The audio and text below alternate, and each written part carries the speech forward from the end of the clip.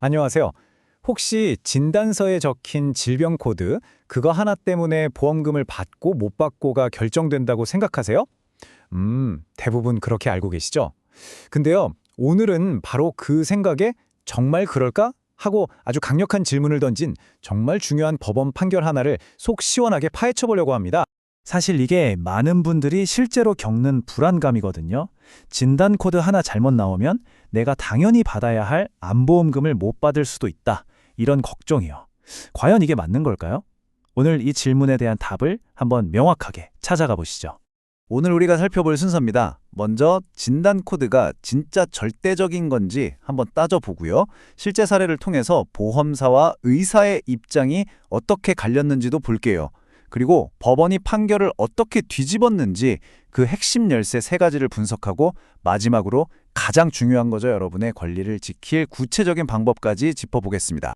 자, 첫 번째 파트입니다. 우리는 보통 진단서에 딱 찍혀 나오는 코드가 거의 법처럼 절대적이라고 생각하기 쉽잖아요.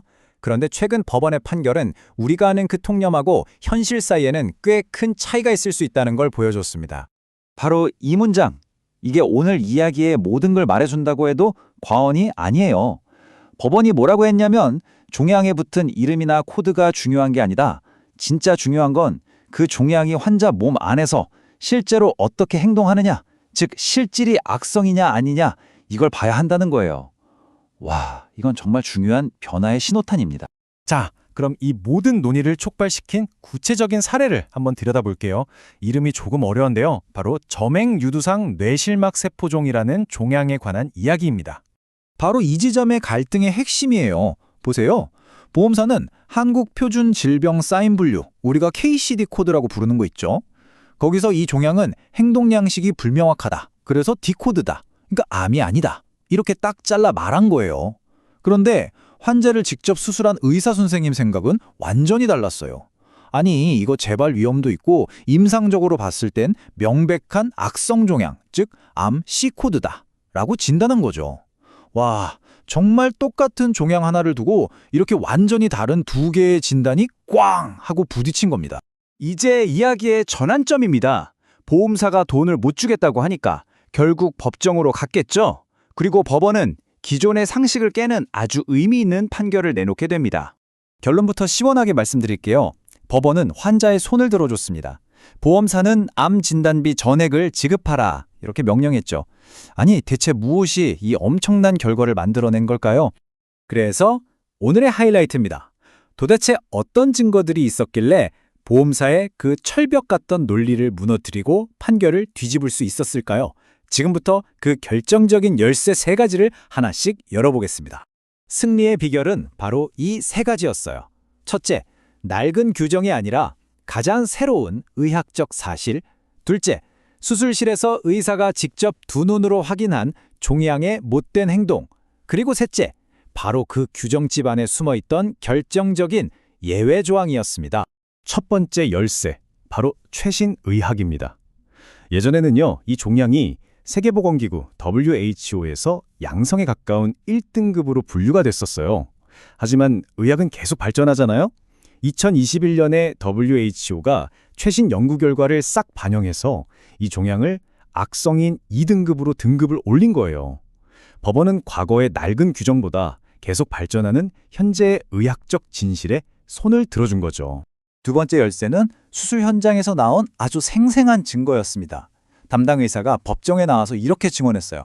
제가 수술할 때 보니까 종양의 경계가 명확하지 않았습니다.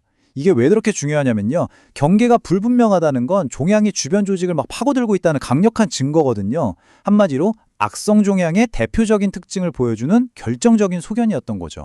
그리고 마지막 세 번째 열쇠, 이게 진짜 반전인데요. 놀랍게도 해답이 어디 있었냐면 바로 보험사가 그렇게 철석같이 믿고 있던 KCD 규정, 바로 그 안에 있었어요.